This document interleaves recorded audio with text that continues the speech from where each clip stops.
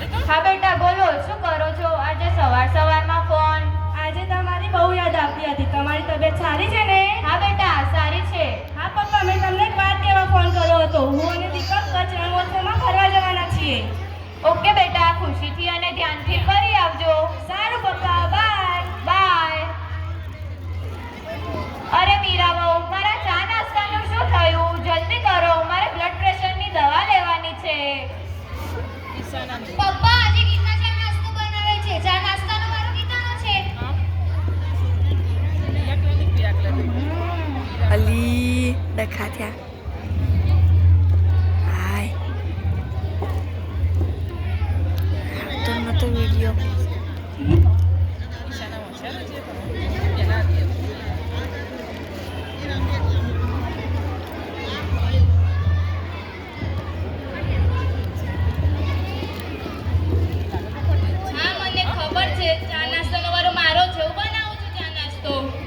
વારો? શેનો વારો? આ બધું શું છે? પપ્પા, આ બધું તમે વિજય અને ગીતાને પૂછી લો. તમને બધી સમજણ પડી જશે. ઓકે? પણ વિવેક, તું શું કહેવા માંગે છે? તું મારો મોટો ભાઈ છે, એટલે તારે જે કહેવું હોય ને તે મને કહે, પણ મારી ગીતા વિશે એક શબ્દ પણ ના બોલશો. એ ગીતા વિશે કંઈ નહીં કહેવાનું. ગીતા તો કોઈ મોટી મહારાણી છે. આ ઘરમાં જે પણ ઝઘડા થાય છે ને તેનું મૂળ ગીતા જ છે.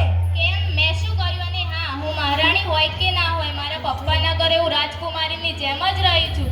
ને તમને કશો હક નથી કે મને કંઈ પણ સંભળાવી શકો. હા, સાચું બોલ્યું તું. બરાબર કહ્યું છે. એ ભાઈ, તું તો ચૂપ જ રહે. અને તમે પૈસાવાળા હોય ને તો તમારા પપ્પાને ઘરે, અહીંયા નહીં. બસ હવે કોઈએ કંઈ જ બોલવાનું નથી. આ તમારા રોજના ઝઘડાથી હું કંટાળી ગયો છું. આ તમારા રોજના ઝઘડાથી હું કંટાળી ગયો છું. આ નાના દીકરા પર એની શી અસર થશે? કંઈ ભાન પડે છે? જાઓ, મારે નથી કરવો ચા નાસ્તો. આ શું થયું? આ શું થઈ રહ્યું છે? કંઈ સમજણ પડતી નથી. ખબર નથી પડતી, આમ ભાઈ ભાઈ ઝઘડા કરતા રહેશે તો આ ઘરનું શું થશે? આ આજુબાજુવાળા અને સમાજના લોકો શું વિચારશે? સવિતા, તારા ગયા પછી હું આ ઘરને નથી સાચવી શક્યો. આપણા બંને દીકરાઓને એક નથી કરી શક્યો. બસ હવે હું આ રોજના ઝઘડાથી કંટાળી ગયો છું. માટે મારે આનો તો કોઈ ઉપાય તો કરવો જ પડશે. અશોકભાઈ તેમના બંને દીકરા વચ્ચેનો સંઘર્ષ જોઈ ખૂબ જ નર્વસ અને તેણે એવું નક્કી કરી લીધું જ છે કે મારે હવે કંઈ નવો ઉપાય શોધવો જ પડશે. તો હવે અશોકભાઈ શું કરશે? ચાલો હવે આપણે સાથે મળીને જોઈએ. ઓહો, આજે તો રસોઈમાં ગીતા વહુનો વારો લાગે છે કે? હા, આજે બપોરની રસોઈનો વારો ગીતાનો અને સાંજની રસોઈનો વારો મારો છે. ભાભી, પપ્પાએ તમને પૂછ્યું નહીં ને તો શું કામ વચ્ચે બોલો છો? મને બોલવા દો ને. હા પપ્પા, બપોરની રસોઈ હું જ બનાવું છું. બેટા, તમે આમ તારો મારો વારો કર્યામાં જુદા પડતા જાઓ છો. જો તમે સાથે મળીને રસોઈ બનાવશો તો તે રસોઈની મીઠાશ જ કંઈક અલગ હશે. આ ચા બનાવવાનો વારો, આ રસોઈ બનાવવાનો વારો. બેટા, અમારા અંતિમ સમયે પાણી પાવાનો વારો ના રાખતા, નહીતર હું પાણી પીધા વગર જ ઉકળ્યો જઈશ. અરે બેટા વિજય, તું પેલી ખોડિયારનગરમાં દુકાન લેવાનો હતો, તેનું શું થયું? હા પપ્પા, લેવાની જ છે. 25 લાખ કહે છે તો 12.5 લાખ રૂપિયા હું આપીશ અને 12.5 લાખ રૂપિયા વિવેકભાઈ આપશે. એ આ તો શું કહે છે? 12.5 લાખ રૂપિયા છે ને?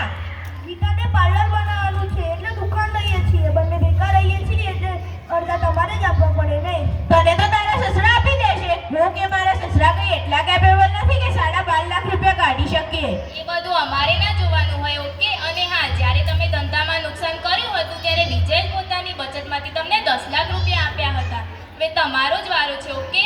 તને ખબર ન હોય ને તો કહી દઉં, એ સમયે વિજયના લગ્ન થયા નહોતા. હા, હું એ જ કહેવા માંગુ છું કે તે વખતે તે પરણેલા ન હતા છતાં પણ તમારી મદદ કરેલી. ને તમે તો એક દીકરાના બાપ બન્યા, પછી તો પોતાની જવાબદારી સમજો. વિજય, તારા ભૈયાને સમજાવી દે, નાના મોટાનું ભાન રાખે. બસ હવે કોઈએ કંઈ જ બોલવાનું નથી. તમારી માં ઉપર બેઠી બેઠી શું વિચારતી હશે? આ હવે તમારા રોજના ઝઘડાથી હું કંટાળી ગયો છું. આના કરતાં હું તમારી માં પાસે જતો રહ્યો હોત તો સારું હોત. કાલે તમે બંને ઘરે જ રહેજો, એટલે હું કાળુ કાકાને બોલાવી લઉં, એટલે બધું જ સારું થઈ જશે.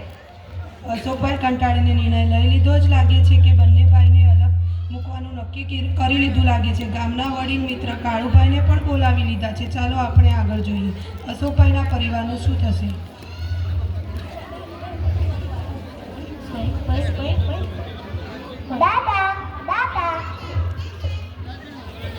બેટા.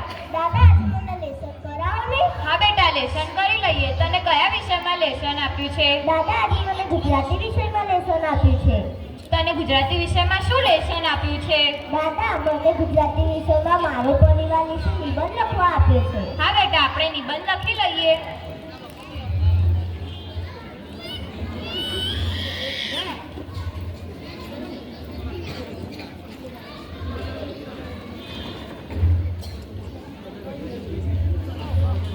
દાદા અલગ થવું એટલે શું? જાઓ, આપણે કાલે પેલા ઘરનું ચિત્ર બનાવ્યું હતું ને તે લઈ આવો તો.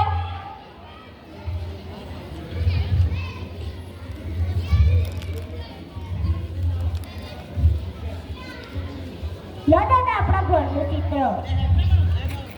આ એક ઘરના બે ટુકડા થવા એટલે અલગ થવું. આ ઘરમાં કાં તો તારા પપ્પા રહેશે, કાં તો તારા કાકા રહેશે.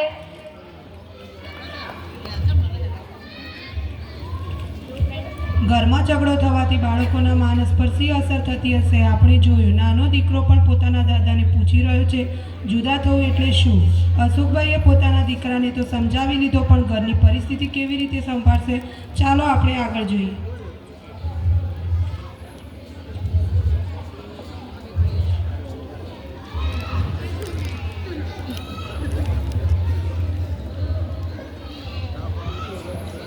કેમ છો અશોકભાઈ? મજામાં ને?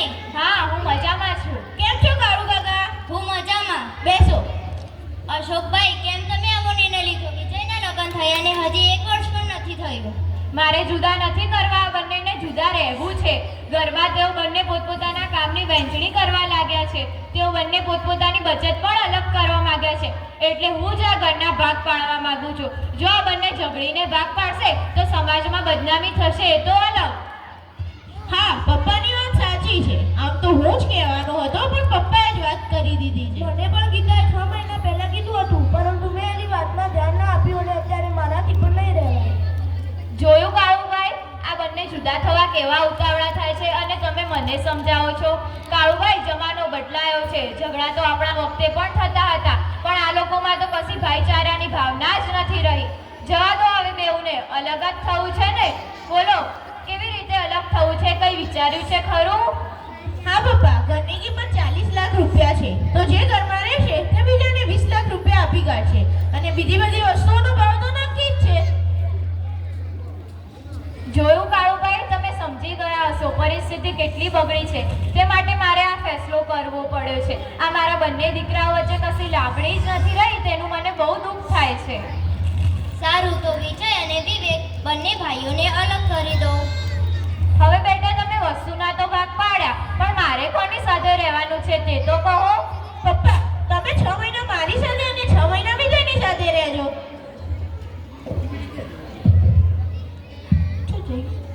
ના પપ્પા, 6 મહિના કંઈ નહીં. તમારે મારી સાથે જ રહેવાનું છે. ચાલો તમે મારી સાથે ને તમારી બાકીની જિંદગી અમારી સાથે ખુશીથી મનાવજો. ના બેટા, દીકરીના ઘરનું પાણી પણ ન પીતા હોય તે ઘરે હું કેવી રીતે રહી શકું? પપ્પા, તમે ચાલો અમારી સાથે. એમ પણ અમારી પાસે બાળપણથી જ માતા પિતાના છાયો નથી. મને પણ એક વડીલની છત્ર છાયા મળશે. અને પપ્પા, કંઈ એવું ના હોય કે દીકરીના ઘરનું પાણી ન પીવાય. પપ્પા, એવું હોય તો મને તમારો દીકરો સમજી લો, પછી તો આવી શકશો ને. ના બેટા, ના. વિજય, વિવેક, હવે બોલો, પહેલા 6 મહિના મારે કોની સાથે રહેવાનું છે? પપ્પા, પહેલાના 6 મહિના તમે વિવેકની સાથે રહેજો, પછીના 6 મહિના હું રાખીશ. એ ભાઈ, હું મોટો છું. હું નિર્ણય લઈશ કે પપ્પા પહેલા 6 મહિના કોની સાથે રહેશે. પપ્પા, પહેલા 6 મહિના તમે વિજયની સાથે જાઓ. આવું કરવા કરતા ટોસ ઉછાળીએ. જે જીતશે તે કહેશે પપ્પા પહેલાના 6 મહિના કોની સાથે રહેશે. ઉછાળી લઈએ. યસ, હું જીતી ગયો. હવે હું નિર્ણય લઈશ કે પપ્પા પહેલા 6 મહિના કોની સાથે રહેશે. પપ્પા, પહેલા 6 મહિના તમે વિજયની સાથે જાઓ, પછીના 6 મહિના હું તમને મારી સાથે રાખીશ. બેટા, આખી જિંદગી હું ભાડે ફર્યો છું. આ ઘર, પેલું ઘર, એમ ઘર બદલતો રહ્યો છું. એટલે હું આ ઘર છોડીને ક્યાંય નથી જવાનો. મેં જીવનમાં કષ્ટ વેઠીને મેં પોતાનું ઘર બનાવ્યું છે. એટલે હું આ ઘર છોડીને ક્યાંય નથી જવાનો.